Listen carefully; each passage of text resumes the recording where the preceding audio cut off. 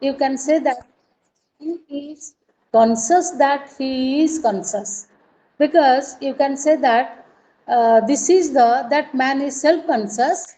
This is the distinctive feature between man and other animals. Besides this, you can say man has cognitive, cognitive, and affective aspects. He has a mind. Along with mind, he has a heart and he has will.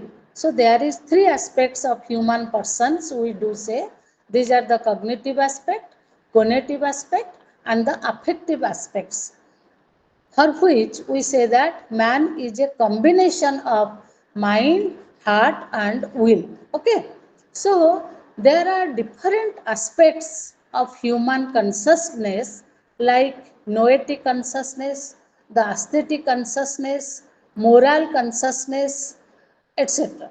So we say that taking into account these three aspects of human person, we can say that there is a noetic consciousness, there is the aesthetic consciousness, and there is the moral consciousness.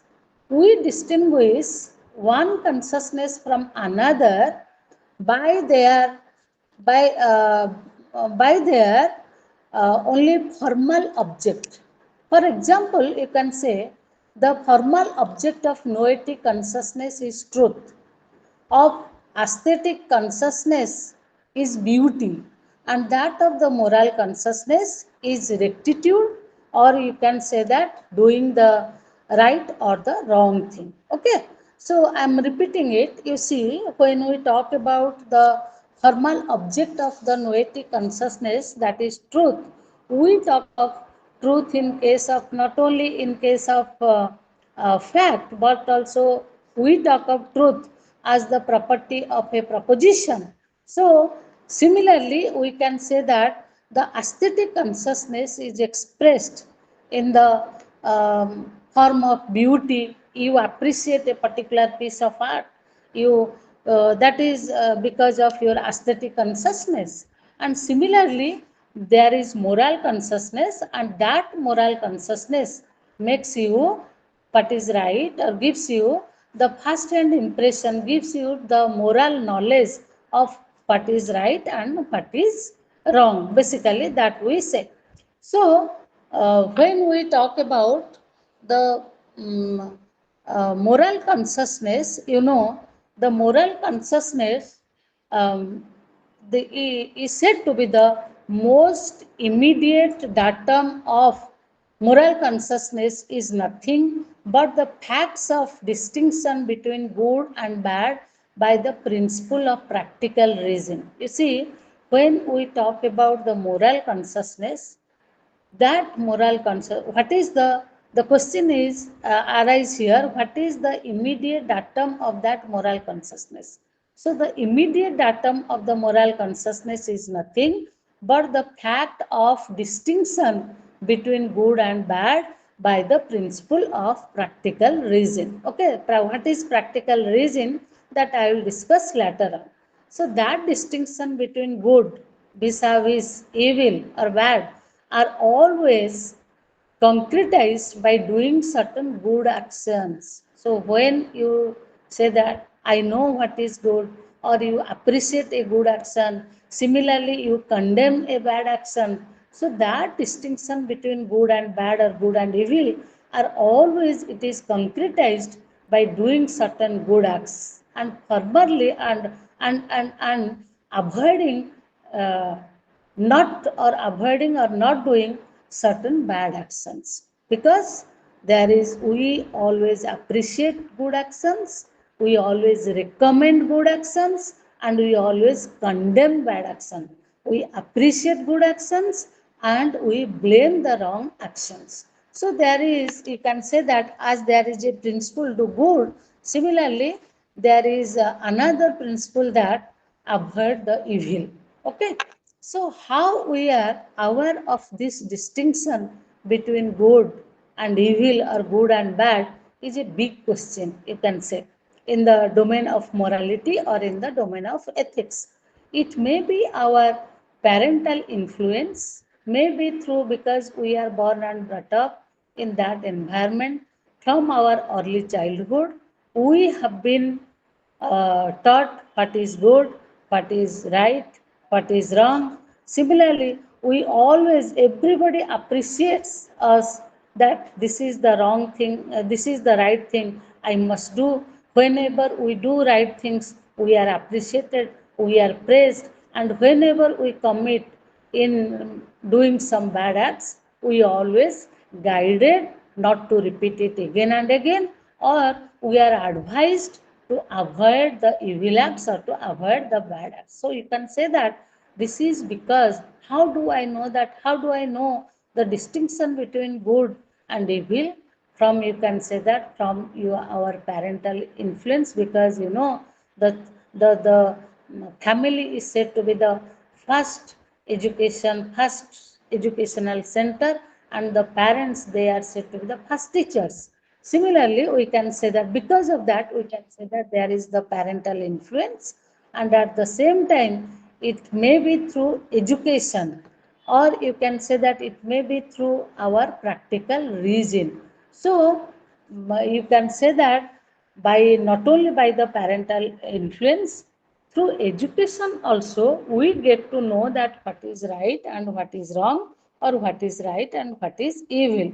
So whatever the source may be, whether it is the parental influence, or it is the education, or you can say that it is the practical reason, or you can say that it is the culture, whatever may be that, but we will discuss it later.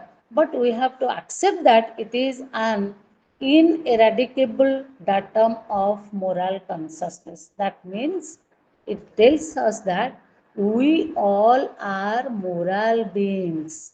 Why we all are moral beings? Because that sense of right and wrong, you cannot make it separated from our existence, from our consciousness. So, therefore, you can say that whatever the source may be, that whether it may be a parental influence, or you can say that it may be uh, our because of our education, or you can say that it may be because of something, because of culture, or because of practical reason, but we have to accept that it is an ineradicable part of our ineradicable datum of our consciousness. So, among good actions, some should be done absolutely without no excuses. Others should be done conditionally with some conditions.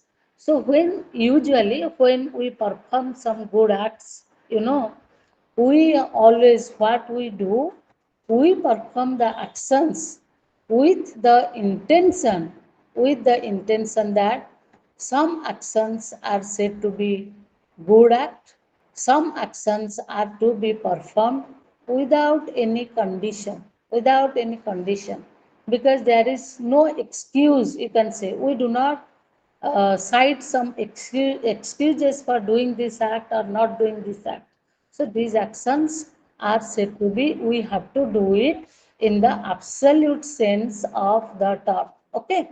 But when we talk about, you see, when we do certain acts, we do it with some conditions. For example, you are helping your friend with a note because exam is approaching, but you give her a note with a condition that you have to give me a full plate of chat, then only I will provide you the note.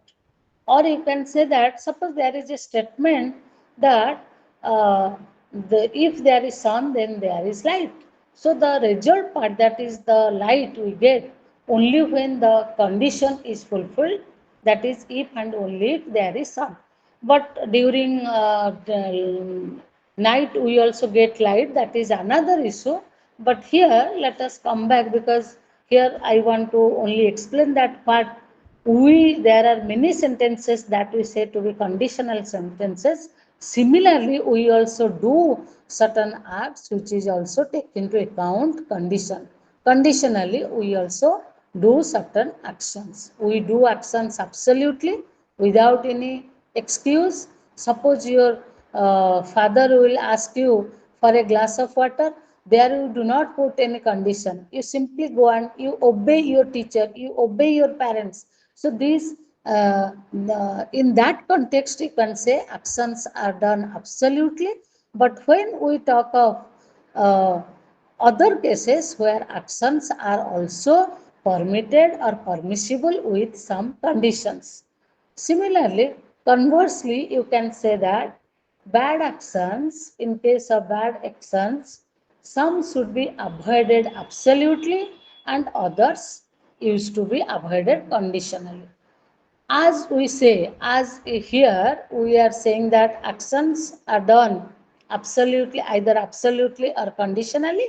Similarly, we say bad actions are avoided either absolutely or conditionally. Okay. So what one is made aware of this is the feeling of should, or you can say a sense of obligation, or of some sort of constraint, you can say moral constraint, which is imposed as it is on all of us, whether we like it or not. Okay. So you can say that when uh, you can say that one is made aware of this feeling why one is doing good things and avoiding bad things, because in all moral judgment you see there is a sense of ought, there is a sense of should. So you can say that when we do good acts either absolutely or or conditionally, similarly when we avoid doing bad acts either absolutely or conditionally, that is because of our awareness of the feeling, awareness of our feeling. Okay. So what is that feeling? The feeling of oughtness, the feeling of shoulddness. That is just a sense of obligation. Obligation, the other name of obligation is duty, or you can say that it is some sort of conscience oriented thing, or you can say that it is some sort of moral constraint which is imposed as it is on all of us, whether we like it or we do not like it. So it is not like any type of physical coercion or psychological, you can say it is not of any sort of physical coercion, physical compulsion is there, that's why you have the feeling of should. No, it is not like that. Even there is no psychological compulsion, but you, the agent, the moral agent, you can say, the human persons, they are completely free either to comply or not to comply. So this is called, you can say, this is called the moral freedom. So I can just conclude this thing by one or two sentences, and this goes like this. So suppose when we when we say that, when particularly when we say that the moral, it is the moral agent who is actually doing the action. If the moral agent is actually doing the action, and definitely you can know that the moral agent must be doing the action, not any compulsion, rather completely free, under a free hand, rather he has the moral freedom, that there is a feeling of oughtness, there is a feeling of shoulddness. Out of that feeling, without any constraint, may be physical, may not be, may be physical or psychological, the moral agent is completely free from all sorts of coercion, compulsion, and he is completely free either to comply, either to do the act or not to do the act. This is called, exactly this is called, what is the moral freedom, you can say.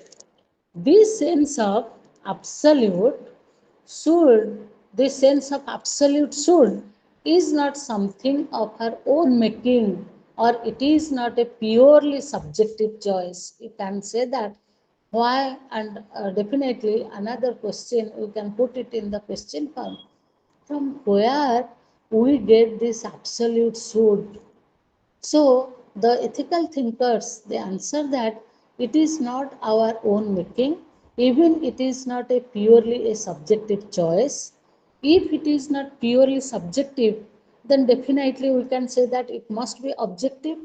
So this sense of absolute should not only to us, but not only to me, you can say, but to every one person, to every human person, that absolute should is there. It is equally applicable to all of us in the same manner. When I say that speaking the truth, we should speak the truth. It is not only applicable to me, it is not only my objective, it is not only my subjective choice, rather every one of us, every human person, you can say, they appreciate that everyone is expected to speak the truth or everyone should speak the truth. So we can say that this absolute should imposes itself not only on me but on every human person universally. So it is when we talk about when we talk about that absolute sense of should that is imposed not only on me but on every human person universally. So, but this sense of universality in the moral consciousness is clearly as objectivity. So, this sense of when we say that it is universally applicable to one and all. So, this sense of universality we can say in moral consciousness, in moral domain, it is as good as saying that it is objective.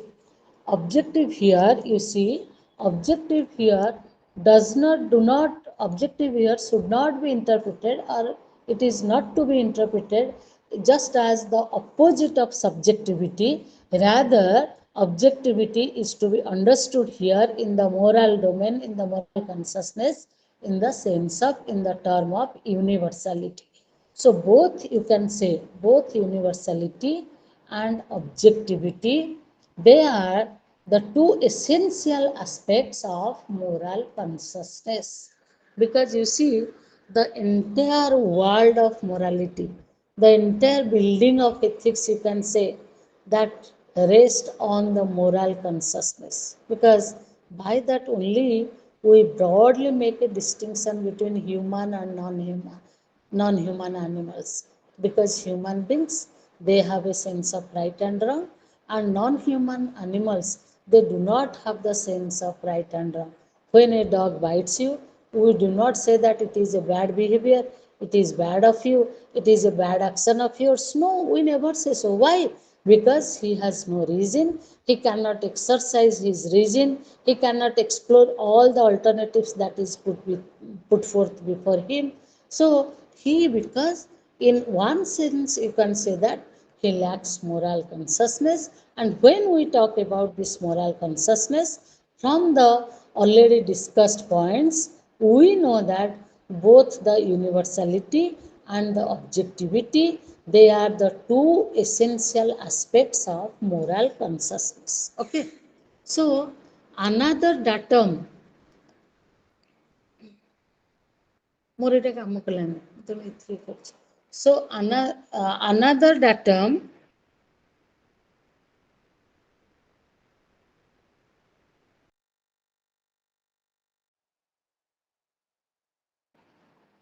okay. So another datum of moral consciousness is that right action is to be done because it is right. So when we claim that we are morally conscious, when we claim that there is moral consciousness, and we are here in this unit, we are talking of what are the datas of the moral consciousness, and here we can say that another datum of moral consciousness is that right action is to be done because it is right.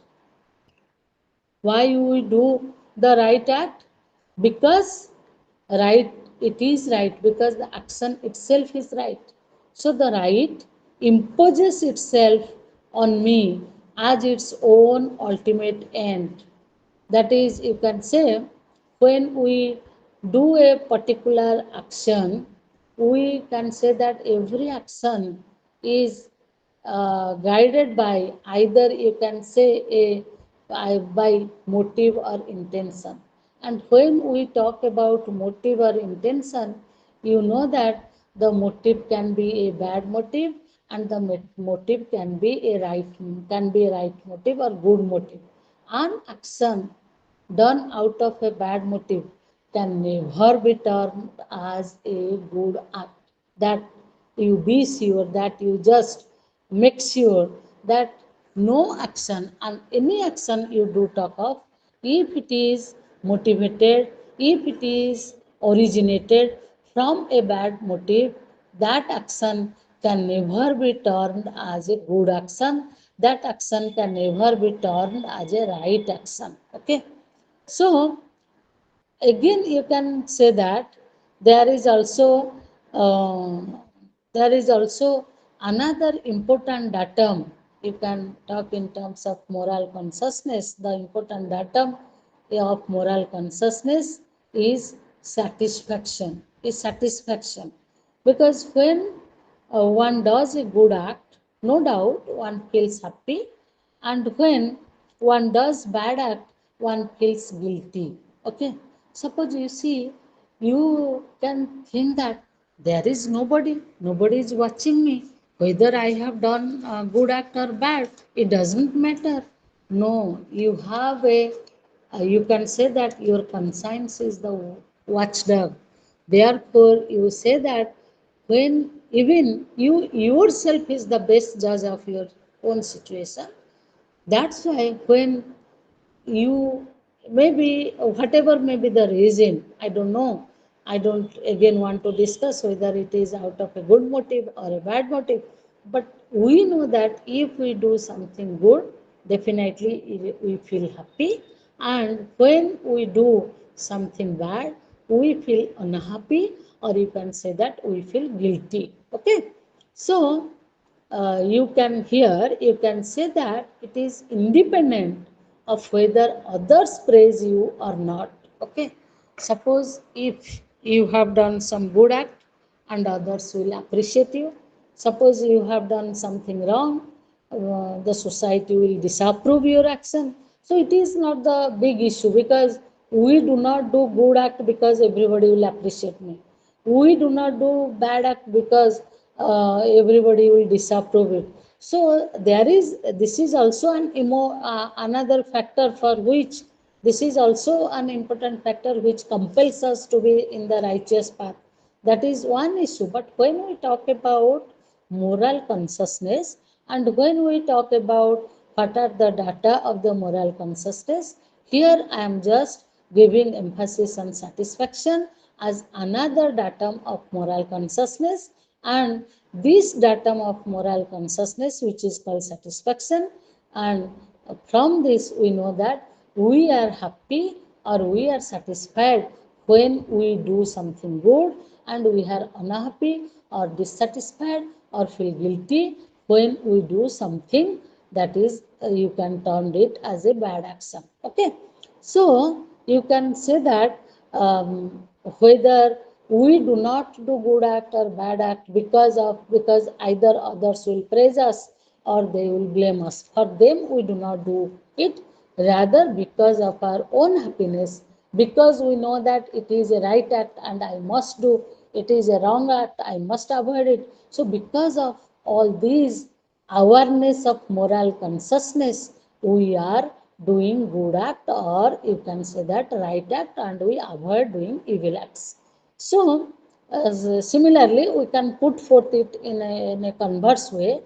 I praise and approve others for doing what I think is right, and condemning and blaming them for doing what I think is wrong. So here we can say that responsibility, no doubt, it is associated with our choices.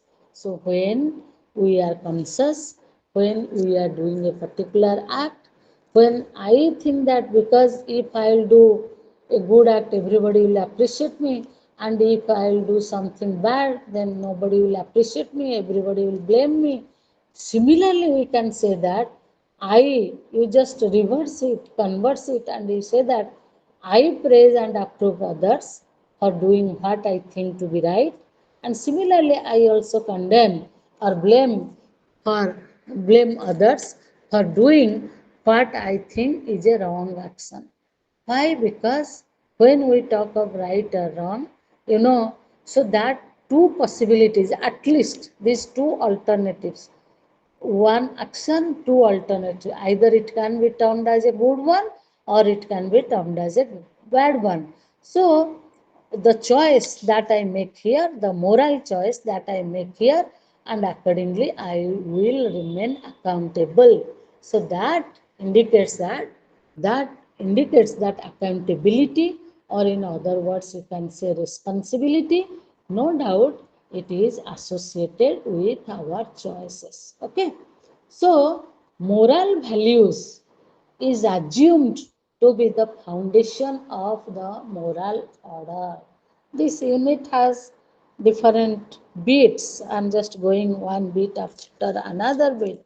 And when you see, when we talk about this moral order, and the moral value that we can take as the very foundation stone of the moral order. Okay, so to become a moral ideal is also a moral value. When we say that moral value is the foundation of the moral order, so what is that moral value?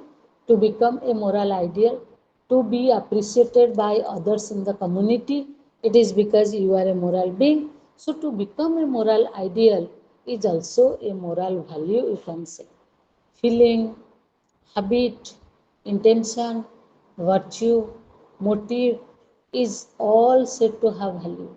You can say that your right feeling, you see, right feeling, feeling for others, feeling empathy, feeling sympathy, your habit is a repeated voluntary action that habit, or your intention, because every action has its origination from the mental state, from intention or motive, you can say. Intention, even you can say that virtue, even you can say virtue, or you can say motive, all are said to all are said to have value, or you can say them to be good with reference to particular actions. Okay, all are said to be value, you see, only with reference to particular actions. A good human being is a person who always does good actions. When you say that, that's why I am going back and I am talking about moral ideal. You can say it to be a value, and that moral value is the foundation of the moral order, because we know that to whom we say he is a good human being, and definitely that good human being is a person who does good actions. A question is raised here whether there is in fact such a foundation, or you can say that whether human person does in fact consciously or unconsciously build his moral values on it or not. If at all there is such a foundation, is there such a foundation? Is it the same foundation for all men at all times? So these are the basic questions that arise here. ସତରେ ଗୋଟେ ଏମିତି foundation ଅଛି କି? Suppose human persons, ସେମାନେ consciously ହଉ କି unconsciously ହଉ, ସେମାନେ ଏମିତି value, moral value build କରୁଛନ୍ତି କି? If at all there is a foundation, can we take that foundation to be meant for all at all times? So these are the very foundational questions you can say raise, we can raise regarding moral values and moral order. There might be one argument which claims that in fact there is no such foundation for moral values. So there are different arguments, and one argument claims that there is no such foundation for moral values. Why? Human person is creating his own moral values. Those who are saying that there is no foundation for moral values, their argument is that human person is creating his own moral values. He is only conditioned by the mentality of the group or culture, you can say, or of region, even you can say. So, again, two different moral actions may be emerged from the same motive, which is the subjective intention of the agent. Let us take an example. Suppose you can say that why we say that there is no moral foundation, because from the same uh, you can say from the same motive, okay, two actions, two moral actions may be emerged.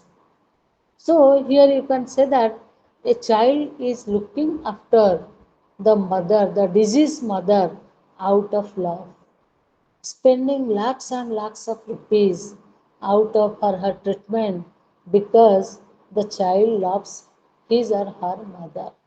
On the other hand, you see, out of love only, out of love only, because one has realized that if my mother will live longer, then she will be traumatized, or she will be in lot of suffering, because the disease is incurable and the treatment procedure will incur more and more suffering.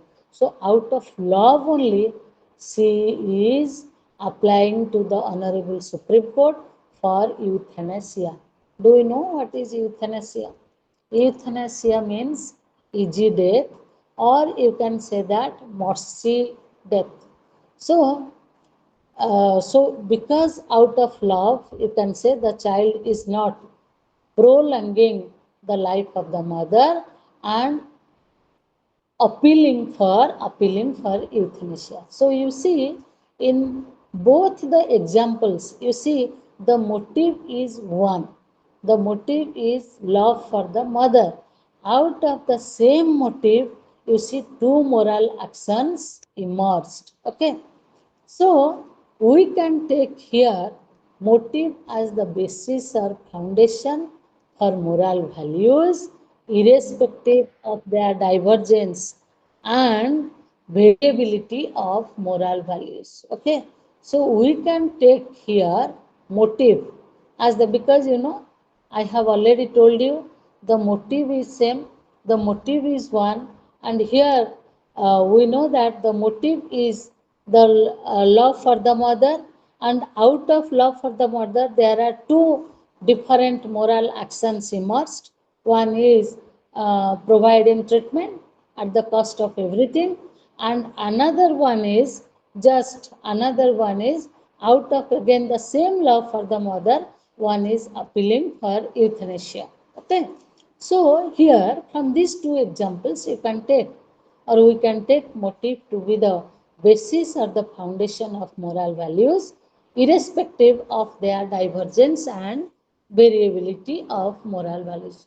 Whatever the consequence may be, the consequence may be divergent, the consequence may vary from one person to another, one individual to another, one community to another community, but still both the actions has originated, these divergent, these variable actions are originated from the same source, and here the same source is the motive. Okay, so you see, just a minute, take pani.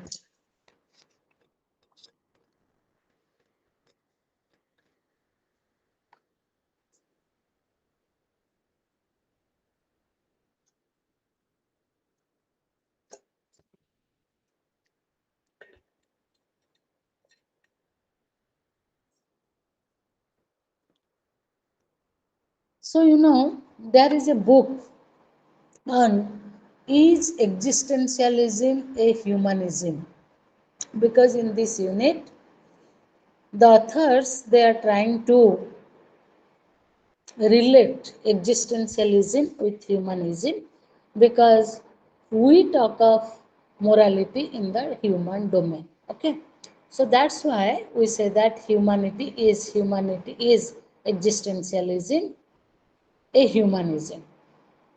And this book is authored by Jean-Paul Sartre. And for Sartre, there is and cannot be and an objective foundation for moral values. So, in our previous discussion, we identify universality with objectivity, and we are talking in terms of objectivity.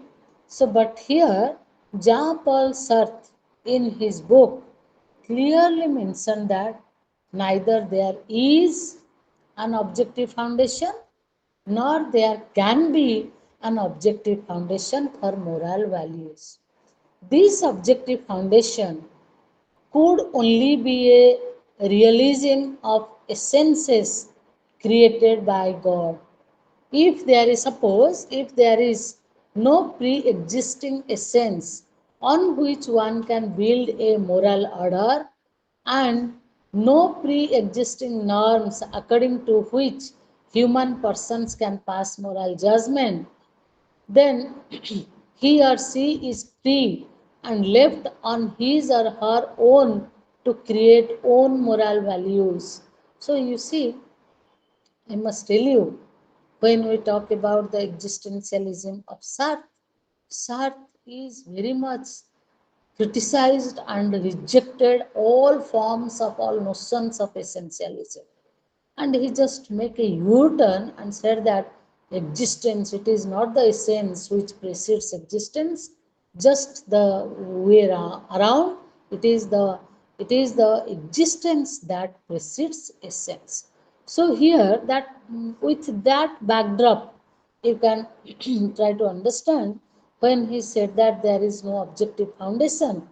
You can say that there is only this objective foundation could only be a realism of essences which is created by God. Okay, so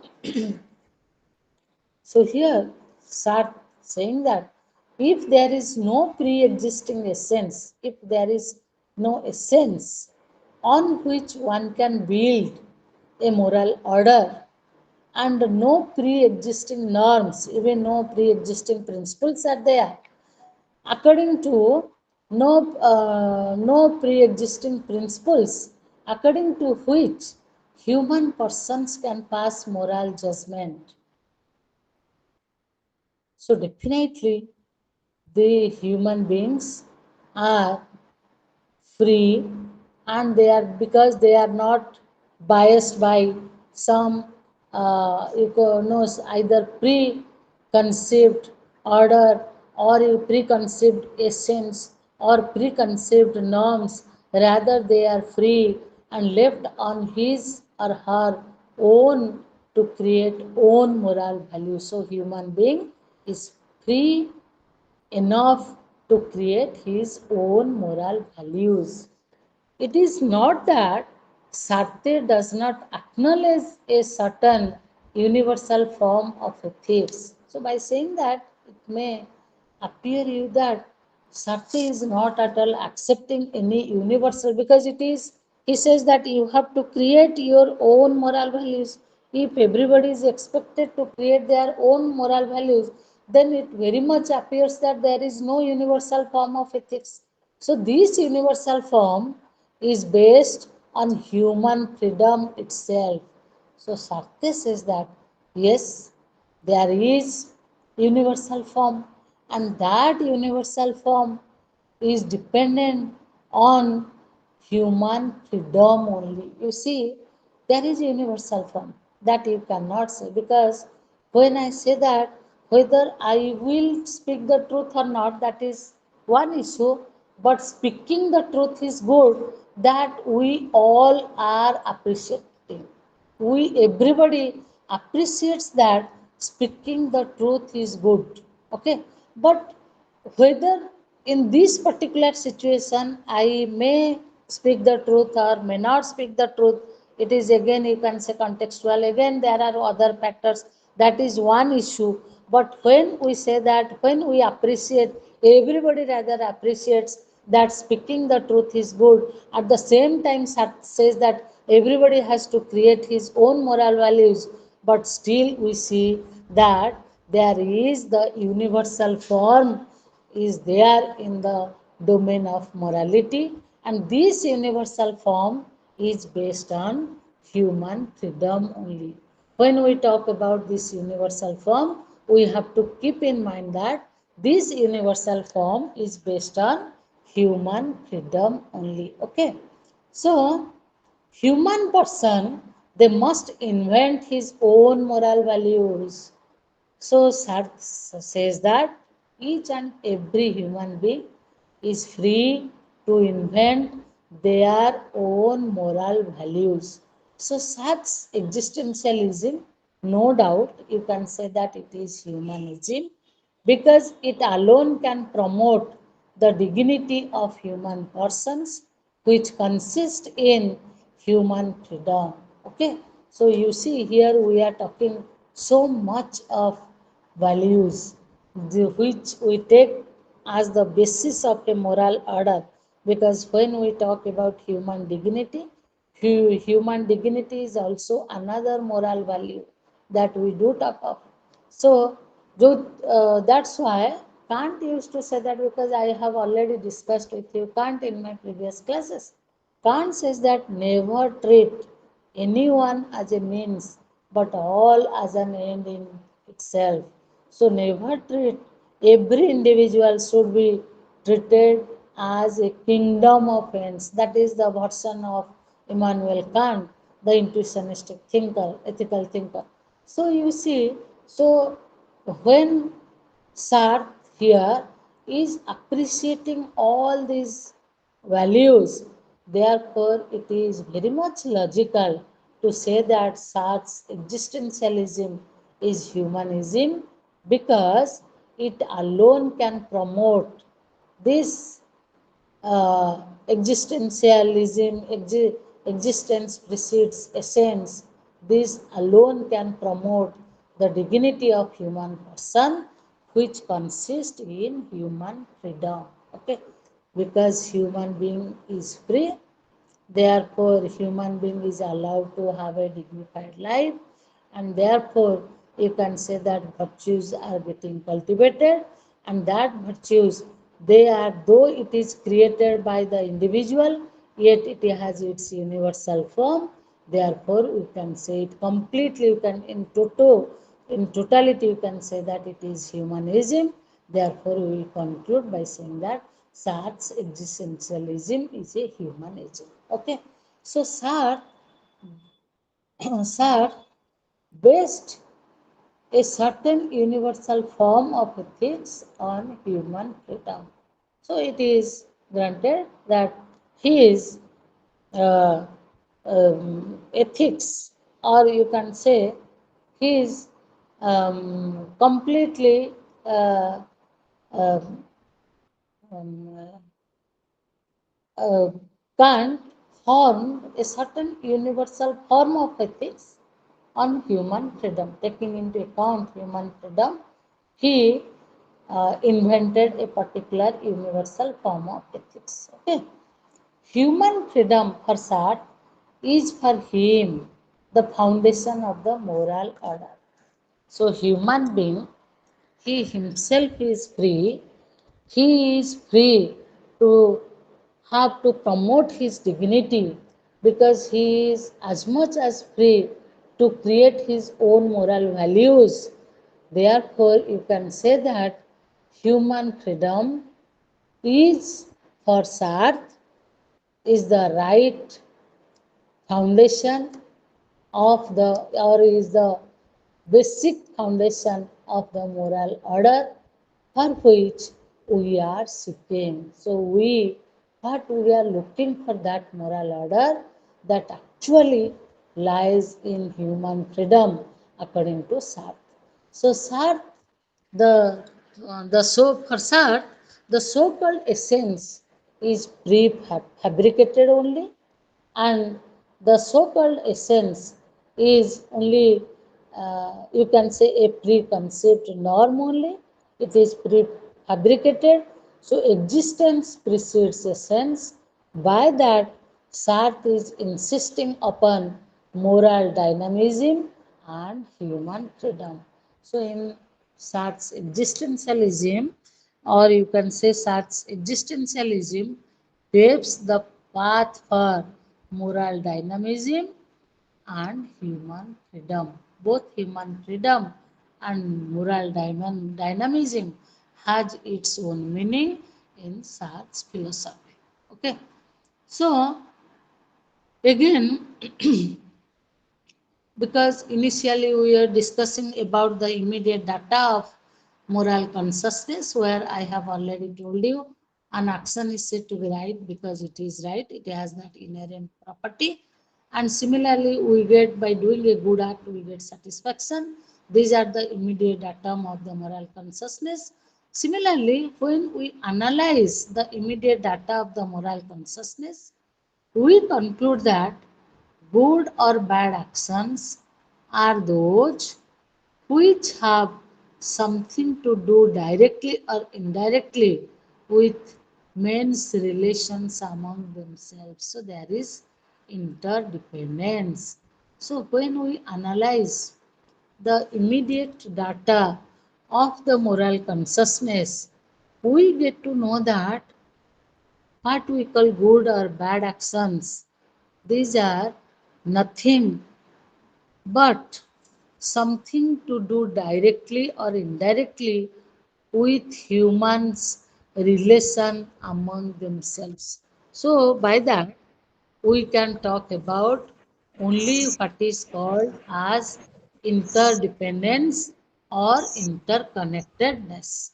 So, concluding this unit, I can concluding this unit, I can I can only say that human order is the ontological foundation. When we talk about the human order, we must keep in mind that this human order is the ontological foundation for the moral order. Okay, that what is that human order? Try to understand. Human order is nothing but it is the dignified way of doing good acts and avoiding bad acts. Why you do good acts? Because it is right. It has the inherent property of right, and only when by doing good act I get satisfactions. These are the immediate datum you can say of the moral consciousness. So we can here we can say that the it is not any other thing, rather it is the human order that is the ontological foundation for the moral order. When we make an ethical reflection, when we make a critical reflection, we are certain that human person exists in his own right. Okay, so when we analyze, we get to know that why one has done this, because you see, this gives him or her satisfaction, because this why he has done this, because he thinks that it is the right action to do. So the critical reflections, by the critical reflections, we are sure that human person exists in his or her own right. What we mean by person is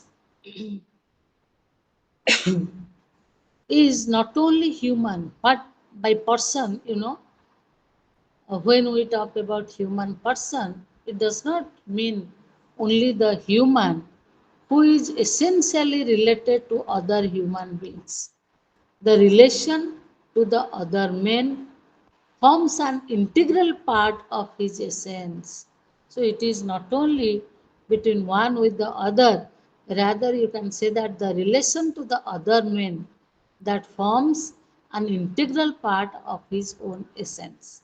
So the more he becomes aware of his personhood, the more he lives as a human person.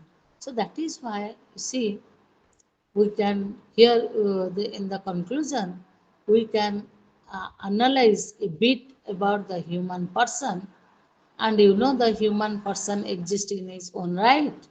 And by person we mean not only always, we do not mean it is the human, but here in this particular philosophy, by person, or what we mean by person is refers to a human who is essentially related to other human beings, having a sense of having an awareness of interdependentness and interconnectedness. So the relation to the other man forms an integral part of his essence. So he is connected with others, he is related to with others, and his relation with others becomes an integral part of his own essence. So the more he becomes aware of his personhood, the more he lives as a human person. Okay. So only when one becomes more aware of his personhood, definitely he lives more as a human person. And hence we can say that personhood as a social dimension of a person is already constituted in his nature as a human person. So when we say that the personhood is best reflected only when we live with others, so that indicates that personhood has a social dimension, and that personhood which has a social dimension of a person is already constituted in his nature as a human person. Okay, so just a little bit.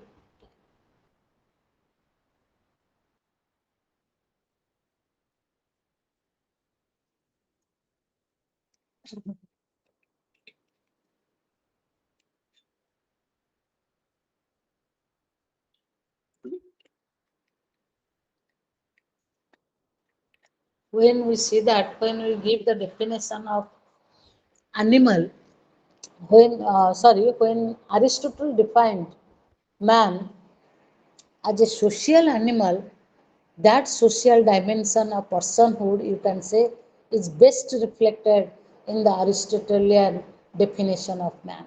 Okay, so human being, you can say, he has no meaning in isolation. The meaning of human life is meaningful only through interrelatedness and interconnectedness.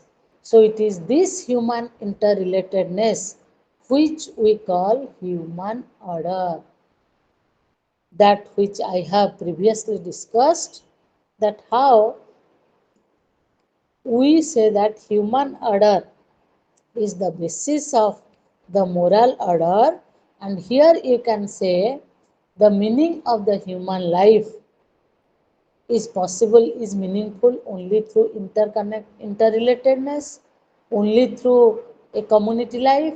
So it is this human interrelatedness is named as human order, and this human interrelatedness is the basis of human persons primary rights as a human person, as a subject, or you can say, and the as a subject or as a person. Okay. So when we talk about this human being, this human order, which is the uh, base of the moral order. And basically, when we talk about human beings, human beings, they have both rights and duties. So, when we talk about the rights and duties, they are the moral virtues and they are the logical correlatives.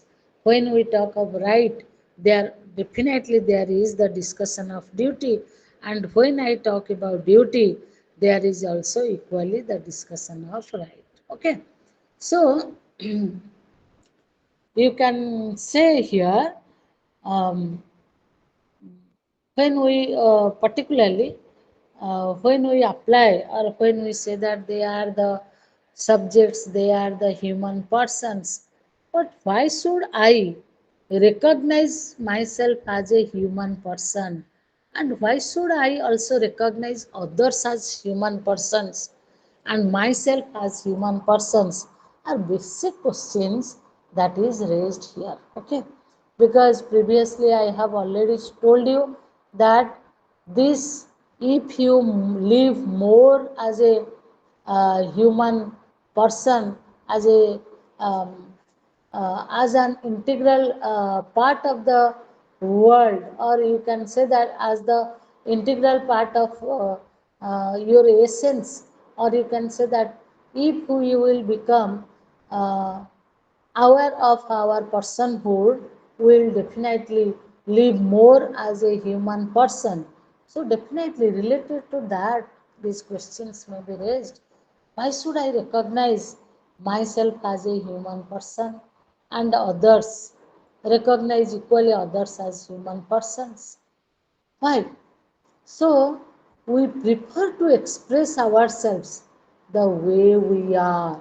The answer would be we prefer to express ourselves the way we are.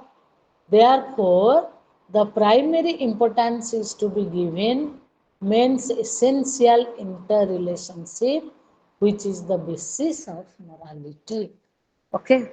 So, if we say that, then why we are discussing about the human persons, why I recognize myself as a human person and equally others as human persons. So, we prefer to express ourselves the way we are, and if the primary importance is to be given the essentials of men, or you can say the essential of interrelatedness, then you can take it as the basis of moral order. It is not the human order which is the basis of the moral order. Rather, you can say that the realizing the interrelationship among other men, among other members of the community, among other human beings, that is the basis of morality. So, morality can neither be completely subjective, even it cannot be objective. Rather, you can say that it has to be only intersubjectivity. It has meaning only when we talk in terms of intersubjectivity. Okay. So this unit with this unit 1 of block 4 is over. So come to the second bit of this unit, which is named as you can say which is named as deontology and moral responsibility. And when we talk about the deontology and the moral responsibility, deontology, from in my previous classes I have also discussed with you that deontology is an ethical theory which is propounded by Immanuel Kant, and Immanuel Kant is very well known as an ethical thinker and a critical philosopher. So, for Kant, moral knowledge, I have already given you the literal meaning, how it derives from the word deon. Deon means duty. So it is deontology is the ethics which gives importance on duty. So the other name of deontology is known as duty ethics. That part we have already discussed in our previous classes. Okay. So for Kant, moral knowledge must be in the form of what should be and not in the form of what is. So, when we talk about the moral knowledge, or you talk about the you make a distinction and you know that actual judgment. So, the moral uh, judgment, or you can say that the moral knowledge, Kant says that they can never be in the form of is, because it is all about the factual judgment. Just like you can say that grass is green, you can say that all men are mortal. They are factual judgments, they are descriptive sentences. So, therefore, and ought to be they are in the form of is. But when we talk about moral judgment, you know, the moral judgments, or you can say that when we talk about moral knowledge, they have to be in the form of should be, or ought to be, should not be, or ought not to be. Okay, so you can say here that this deontology, it does not depend upon, or you can say the Kantian theory of morality, of Kantian theory of duty, which does not depend on experience alone. It also contains at least some a priori elements. So here, you know,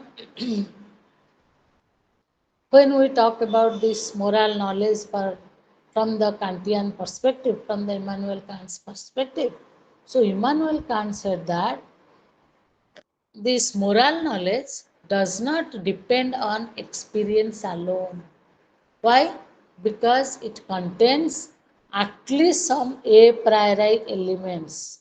Universality and necessity are the mark of these a priori elements.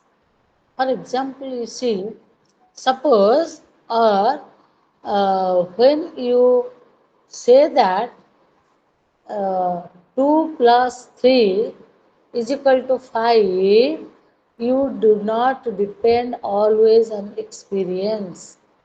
It also because experience what we do, ଆମେ ଦୁଇଟା ଆଉ ତିନି concept ପାଇବା ନାହିଁ। ଆମେ କ'ଣ ପାଇବା, ଦୁଇଟା ଆଳୁ, ଦୁଇଟା ବାଇଗଣ, ଦୁଇଟା ଫୁଟବଲ, ଆଉ ତିନିଟା ଫୁଟବଲ, ଏମିତି ପାଇକି we can add on and we can multiply and we can make divisions and we can go in that way. Okay. So, but when we talk about the the moral knowledge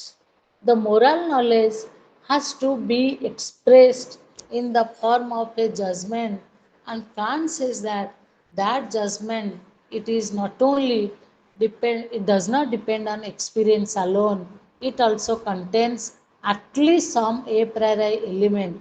What are these a priori element? That is the universality and the necessity. They are the a priori elements. Okay. Universality, you see, you cannot say universally it is accepted that a chair is a chair. Nobody will object it. It does not, it may not take the help of recourse to be told as true. Even you can say that necessarily, when we say that the triangles, all the triangles of an angle necessarily be 180 degree. So there is also a priori element, and accordingly there is also a experience is there. Both are making some sort of judgments which we can discuss in the philosophy of Kant. And Kant's philosophy is said to be a crossroad. Kant not only talks about ethics, at the same time he also talked about metaphysics and epistemology. So Kant created three great books. These are they are named as three critics: critic of pure reason, or critic of practical reason, and critic of judgment. Okay, okay. So um, you can know that a priori elements in theoretical knowledge only by practical reason. So Kant understands pure reason itself not directed towards theoretical reason but also towards choice in accordance with moral law. So when we talk about Kant, you see, and previously already I have told you about the practical reason, and there only I told you that we will discuss it in the philosophy of Kant. So Kant talked about, Kant already write a very good critique on the practical reason. So in the philosophy of Kant, you will see there is the uses of the word practical reason. And by practical reason, Kant understands pure reason itself, not directed towards a theoretical reason, but towards a choice in accordance with a moral law. So here, by the help of the practical reason को apply करी, we are not going to build more theoretical, you can say more theories. We are not going to build more theories. Rather, it is the practical reason which helps us to make a choice, and that choice is to be made by the help of a moral law. Okay. So sometimes he identified it with will. So Kant's practical reason at times it is also identified with will. So Kant himself he said that will is not something irrational, will is not always blind, rather it is the rational power of the individual. Okay, so uh, you can say that the human persons by will, you can say the intention of the human person is to be discovered, or you can say the nature of the moral obligation or duty is uh, well known, or you can say that this will, it is reasonable enough to guide us in accordance with the prevalent moral law. So for Kant, the ultimate basis of moral law is pure practical reason, and therefore rejects all theories which consider the ultimate basis of morality in the human nature either or in the society. Okay. So you see, we can conclude here by saying that, so Kant says that the previous discussion, as it goes, we can say either we can say either the um, what we can say either the ultimate basis of the morality is the human nature, because by doing a good act man is getting satisfaction, man becomes happy, even there is a you can say the man has the awareness of right and wrong. So by that we are trying to say the ultimate basis of the moral law is either the nature of the human being, or you can say the society. But here, for the first time, Immanuel Kant said that the ultimate basis of the moral law is not all these things, but pure practical reason, because it is the practical reason which guides me to do the right thing and to avoid the wrong thing. So it is so Kant particularly he emphasized that it is the practical reason which is to be taken as the basis of ultimate basis of the moral acts, or ultimate basis of the moral consciousness.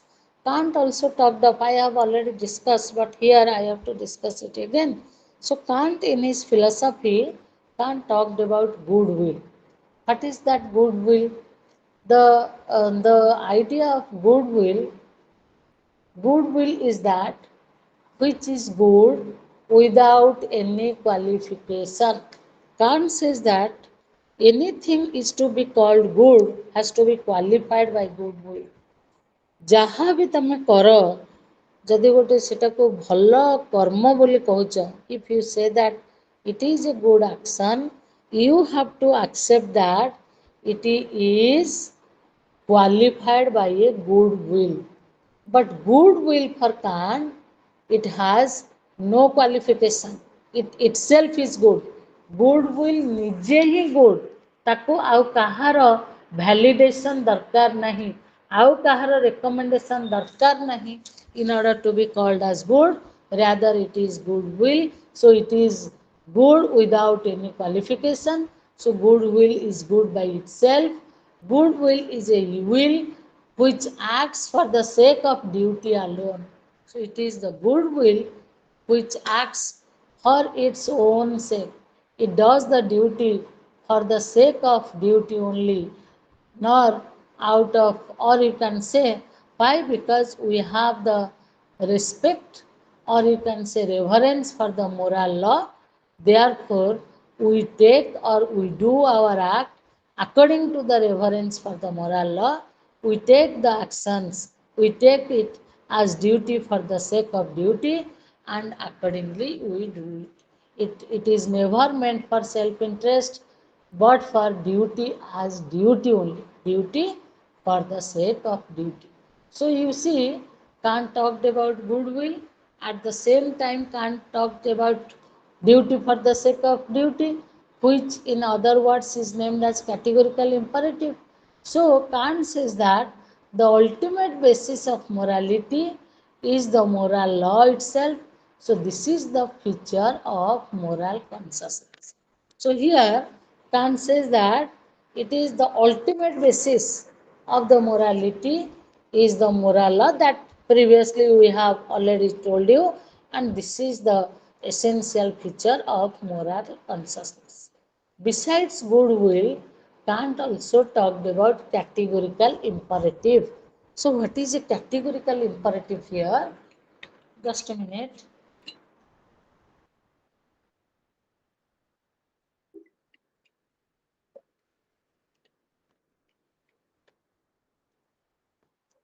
Categorical imperative here means it is a composite word. There are, if we analyze it, we see there are two words. One is categorical and another one is imperative. Okay. So categorical Kant calls this universal form of moral law.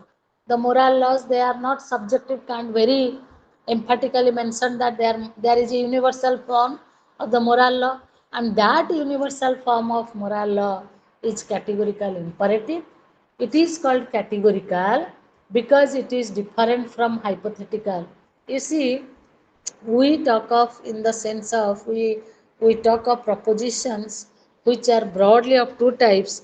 Either we say them to be categorical or we say them to be conditional. Okay, so the conditional propositions, they are said to be hypothetical, and those who are there in those propositions there are no conditions are involved, they are called categorical proposition. But here Kant says the moral laws, they are categorical because it is different from hypothetical, it is not conditional. Okay, therefore it is called as the moral law is called categorical. At the same time, the moral laws are imperative because it obliges unconditionally the will, because imperative means it is in the form of the order. Here we do not, when somebody will say that speak the truth, here we do not ask the question, rather we follow it as it is. As somebody gives you an order, as you simply follow it. Similarly, the moral law is in the form of the order, you have to obey it without asking, without any conditions. So therefore it is imperative because it obliges unconditionally the will. So when Kant comes to prove the existence of categorical imperative, there must be, he talked about the categorical imperative. He there must there also he is talking about the synthetic a priori element between the concept of will of rational beings and the categorical imperative. Okay, so when Kant tries to prove the existence of categorical imperative, he talked about another two things, that is, one is synthetic a priori element between the concept of will and a concept of will of rational beings, because rational beings have only the will, only the ability, and it and between the categorical imperative. So the only possible ground of the categorical imperative, you can say, it must be an end which is absolute and not relative, can be known only by reason and not by desire, and it is the human person who is an end in itself and not the ground for categorical imperative. You see, the categorical imperative, it is, it is an end. It is not a means, it is not relative, it is the final heaven, it is the absolute. It is only known by reason, not by senses, not by desire. It is only known by reason, and that to practical reason. And it is the human person who is an end in itself and the ground for categorical imperative. So the categorical imperative tells you that never use anyone as a means for some other end, rather treat everyone as a kingdom of ends. So you can say that this is also reflected here in what do we mean by categorical imperative of Immanuel Kant. So Kant says, so act as to treat humanity always as an end and never merely as a means. Usually what we do, we use others as a CD, others as a means for some other end. Kant says that this is not moral. This is not at all a moral law. So what is the moral law? The moral law is act so act as to treat humanity, others, as always being belonging to your own kindred.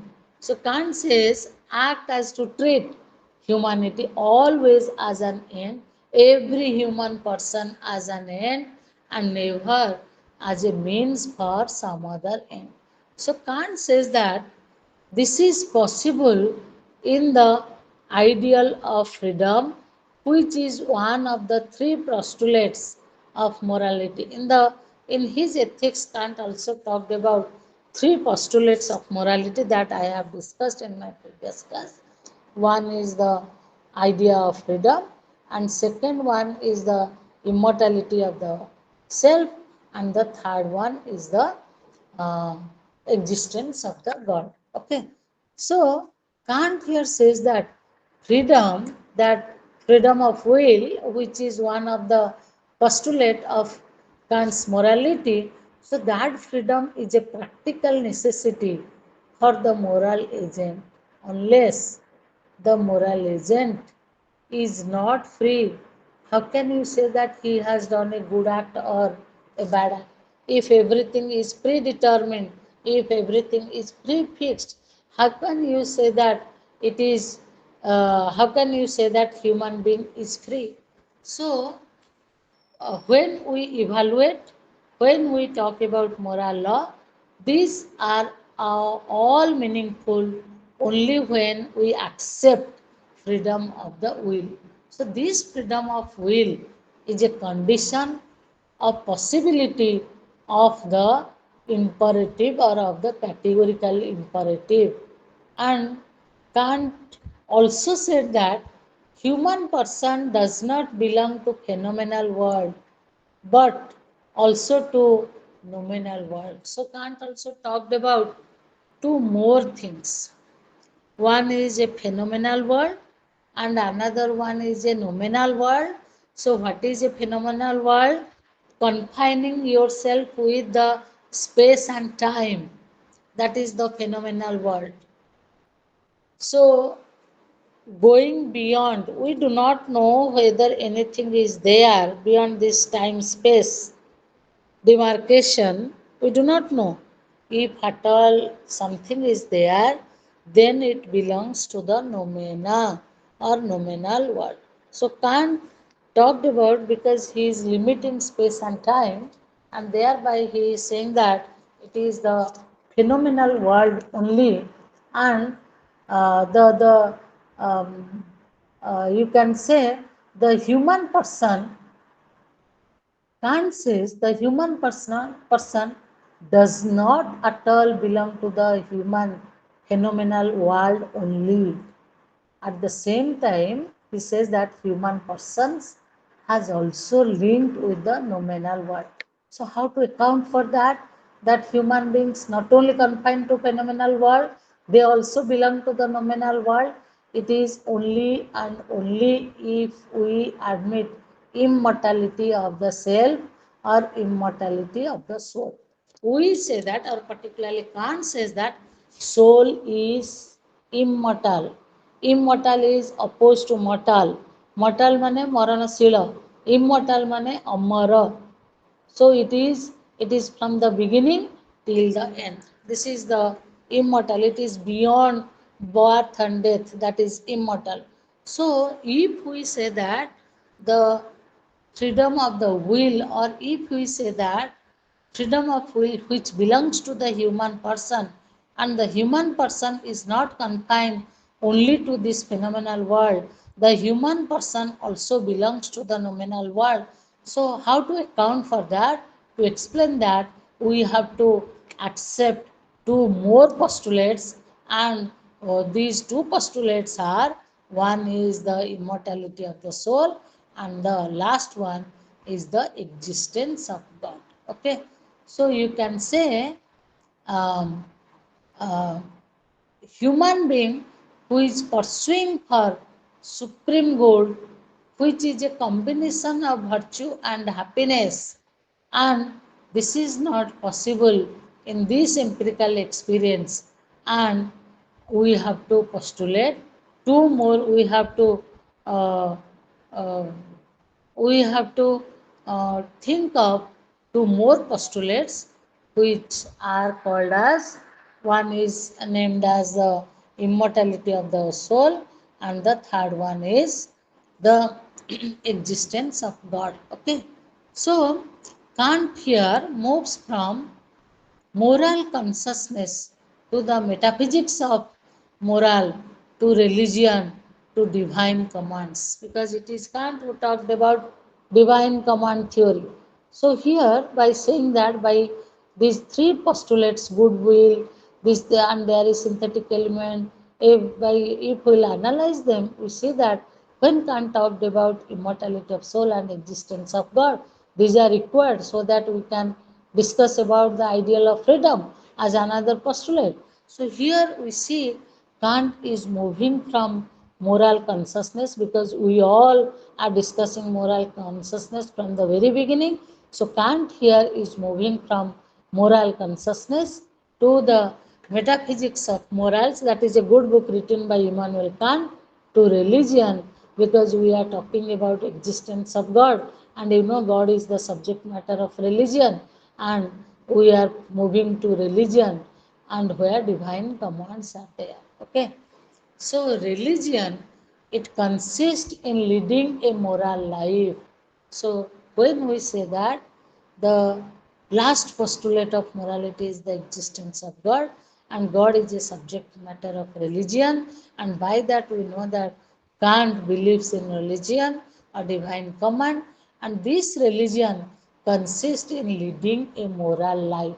Okay, he tries to understand religion within the bounds of pure reason. He not only metaphysics of morals, where he says that the the you can say religion, for religion, it is not mandatory that there will be only mystic experience. No, through pure reason, you apply the pure reason only to understand what is called religion.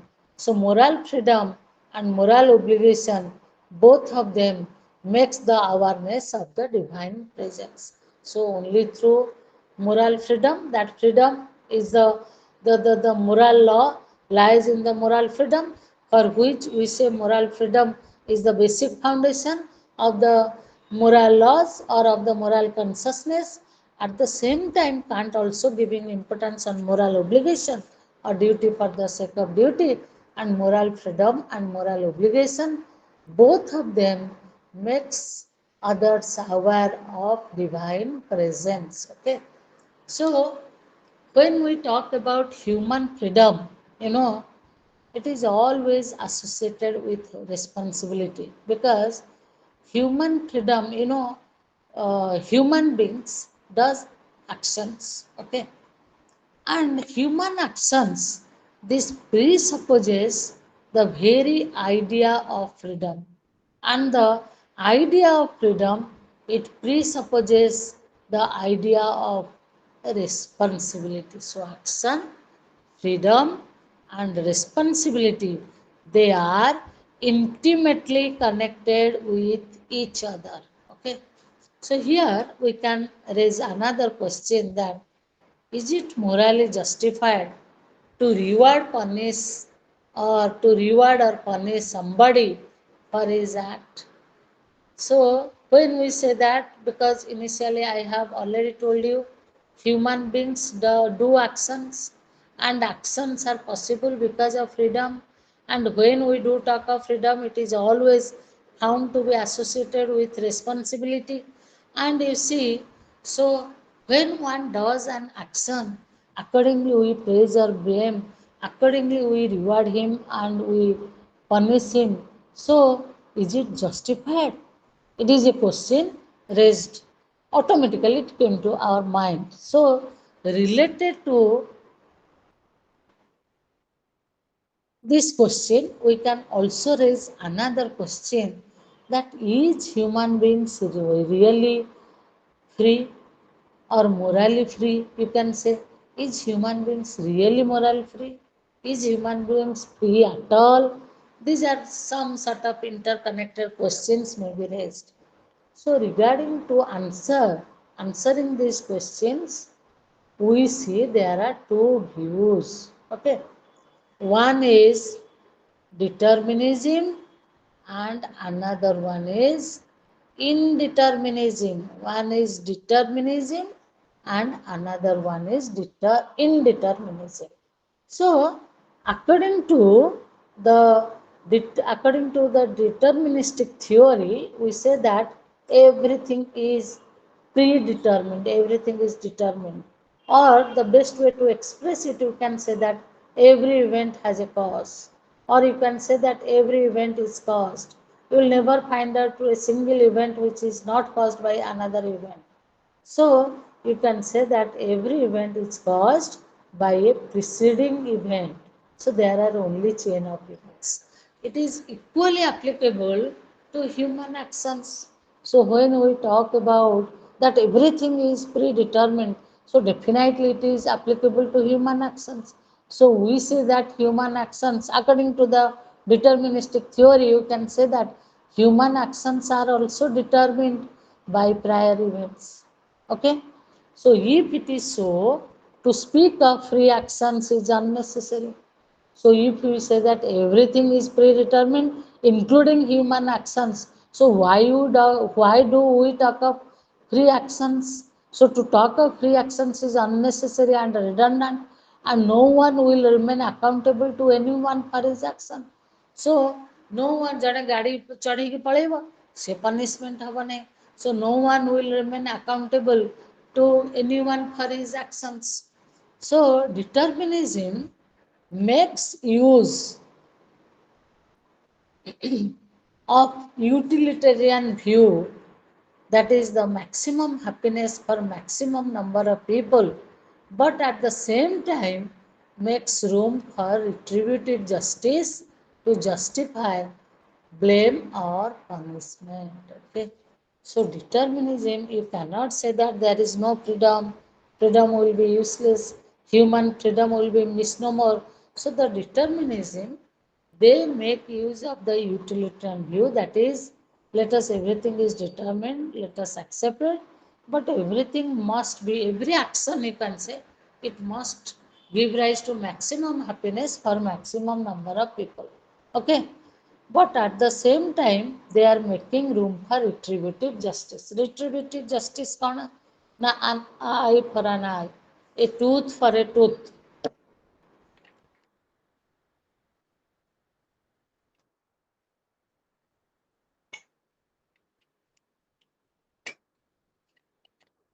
An eye for an eye पुणी कौन?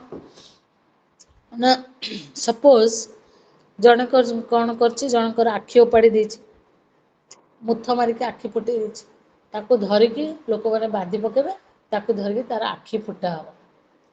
କାହିଁକି ନା everyone should get his due।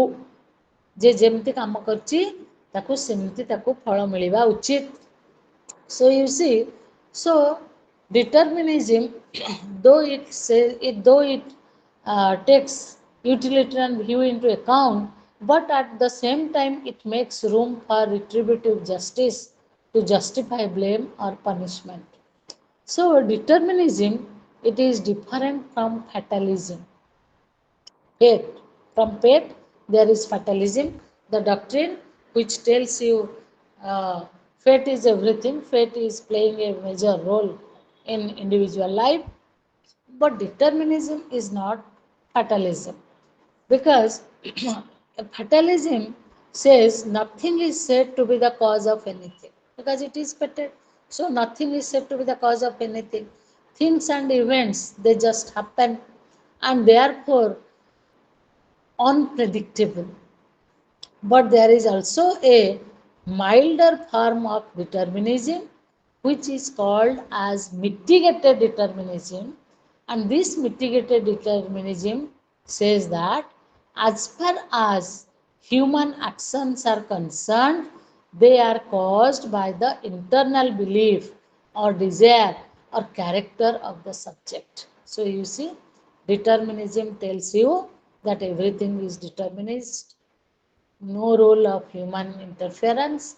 But mitigated determinism tells you that as far as human actions are concerned, they are caused by the internal belief, or you can say desire, or you can say character, or you can say intention of whom? Of the agent, of the subject.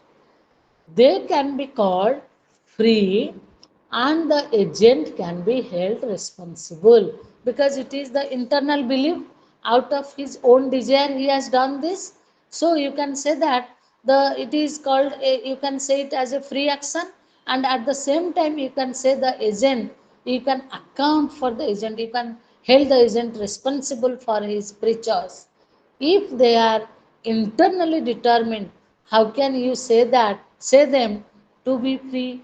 Because in a way, if you stress the word determined, then you say that if the action is internally determined, it is not free, because it is determined by your biasness, by your belief pattern, by your desire, by your character. So how can you say the action to be free? If they were completely undetermined, how could the agent be responsible? So you see, there is a contradiction between, there is an opposite approach, there is a contradiction between freedom and uh, responsibility, you can say so.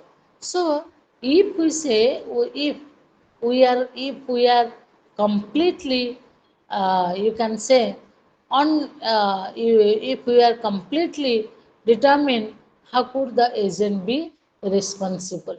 So, but here ethicists, they claim that one's choice of action is determined by the internal causes of the person. Why I choose this particular action? Because of my belief pattern, because of my desire, because of my character. So when we talk about the action of one, action of an agent, and the action of an agent, no doubt it is biased by his choice, and his choice is determined by the internal causes.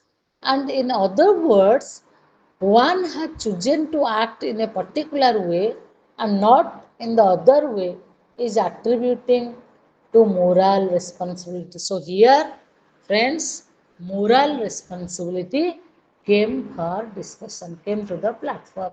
So when we say that one has chosen to act in a particular way, right? And not in other, because while you are choosing to act in a particular way, that implies that you are choosing not the other way. Okay? So this is attributed to moral responsibility to human beings for their actions. Okay? So it makes room for preventive and reformative justice, because every action is biased by your choice. Your choice may go wrong, and your choice can be rectified. Your choice can be improvised, and your choice you will be trained to make how to make a better choice. So therefore, we can say that this when we talk of this moral responsibility, this makes room for preventive and reformative justice. Okay. So on the other hand, I have already from the very beginning I have already told you there is determinism and there is indeterminism. So indeterminism, the other view, it completely rejects all kinds of causes, whether internal or external of human actions. Okay. So indeterminism, it rejects all kind, because there is, it says that nothing is determined. If there is nothing is determined, so it rejects all kinds of causes, whether it is the internal cause or you talk about the external cause. So all sorts of causes are rejected in case of human actions according to indeterminism. He had chosen to act in that way only. Indeterminism implies self-determination. When I choose, I make myself determined in a particular way. When I choose to speak the truth, I determine to undergo whatever the consequences will be. So you can say that indeterminism implies, because you are free, no cause, whether internal or external, no cause is there. So indeterminism implies self-determination. The self is a unique kind of agent which determines its own choices, desires, and purposes. So one can act for a reason but not for causes. So here, indeterminists, they make a clear-cut distinction between reason and cause. Actions, when we talk of events, events can be best explained by the help of cause, and when we talk of actions, they are explained by reasons. That's why we say actions have reason explanations and events have causal explanations. So the indeterminist here, they says that one can act for a reason but never for a cause. So no one gives importance on human freedom as Sartre insisted upon. So it is only Sartre who gives importance on human freedom. So you can say that according to existentialist, or you can say that just a minute.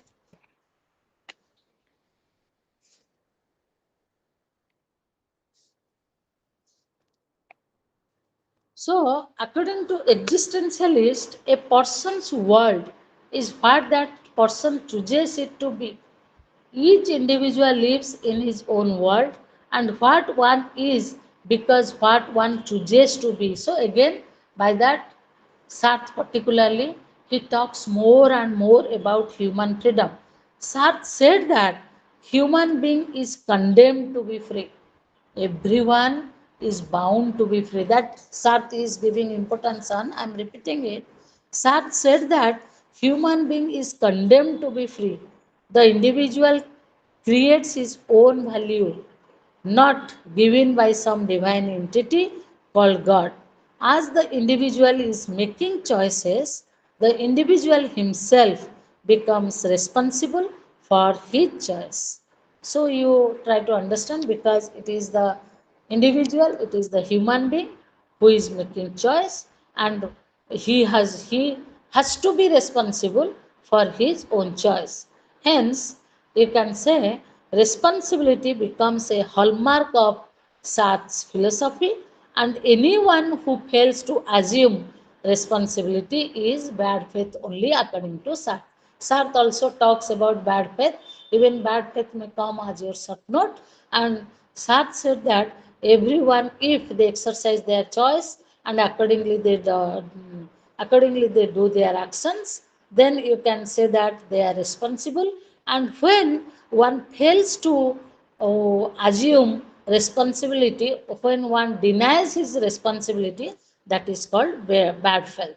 Even another philosopher I want to quote here, whose name is Levinas, a contemporary French philosopher, you can say, who is well known for his philosophy of the other. Okay, so Levinas' philosophy is very well known as the philosophy of the other. Levinas says the so-called other is found in myself.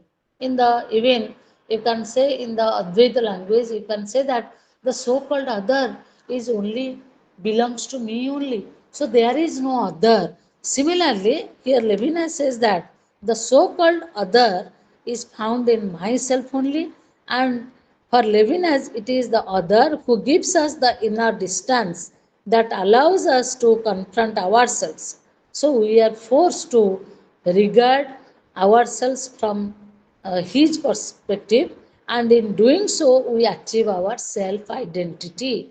So you can say we have the knowledge of the other not as individual but by classifying and categorizing her or him. So there is no need to talk of there is no need to make classifications and to categorize them that they are the other.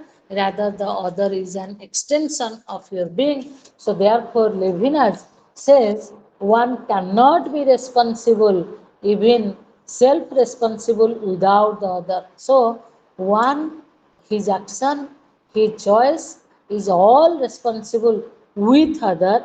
So one cannot be responsible, even self-responsible without the other. Therefore, Levinas says responsibility is not a simple attribute of subjectivity before the ethical relationship. So, subjectivity is not for itself, it is initially for another. So, therefore, he talks about subjectivity, and by subjectivity, he understands that only through subjectivity, it is responsibility is not merely an attribute of subjectivity or person specific.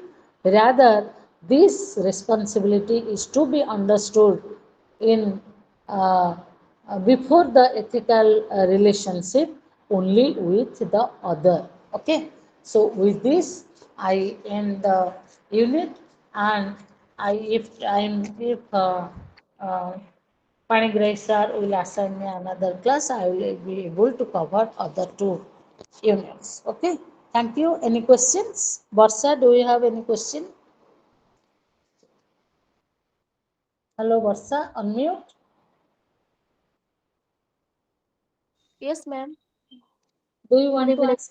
Do you want to ask any question? No, ma'am. Do you follow me? Yes, ma'am.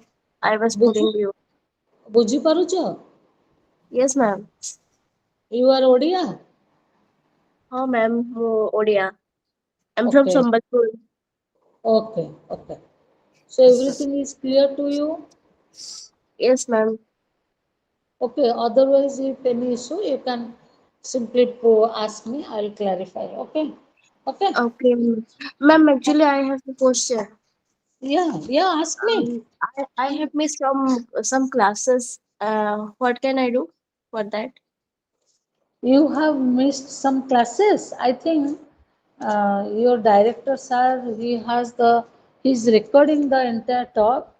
You can if he will share with you, you can go through it. Otherwise, you can just go through um, the documents they have shared, the papers they have shared, and if you have any issue, you can ask me over phone. Okay, Okay, ma'am. How to contact you, this ma'am? this is my number. You write down.